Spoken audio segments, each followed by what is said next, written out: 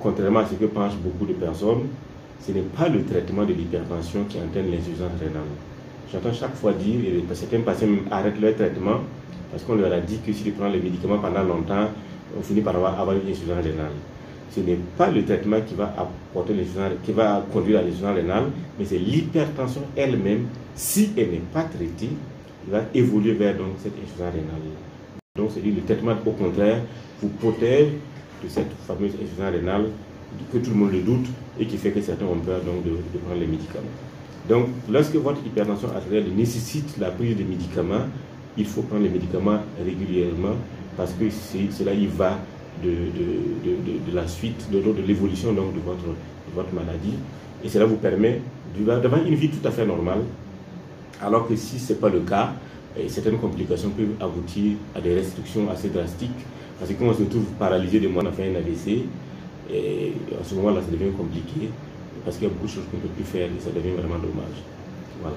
Donc, traitement à temps et bien sûr, l'application des mesures que nous appelons mesures hygiéno-diététiques qui consistent donc à arrêter de fumer pour ceux qui sont fumeurs, à réduire la consommation d'alcool et de sel, à pratiquer une activité physique sportive régulièrement. Il faut savoir qu'idéalement, il faut faire au moins 30 minutes de marche chaque jour.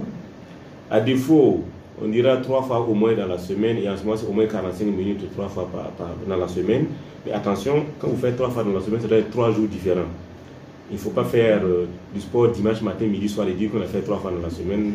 Ça ne correspond absolument à rien, ça correspond à une fois en vérité.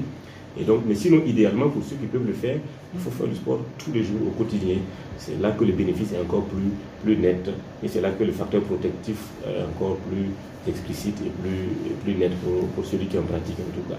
Donc, pratiquer une activité physique sportive, perdre du poids lorsque c'est nécessaire, corriger les troubles de graisse, le mauvais cholestérol, et puis traiter aussi le diabète si on est diabétique.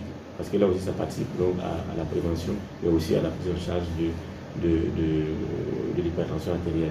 Et bien sûr, il ne faut pas faire seulement de la viande son aliment, il faut plutôt favoriser les fruits et les légumes qui sont plutôt intéressants et qui sont sans danger et sans conséquence. Donc, alors que si on mangeait que de la viande, il pourrait que ça puisse avoir des effets au niveau du rein.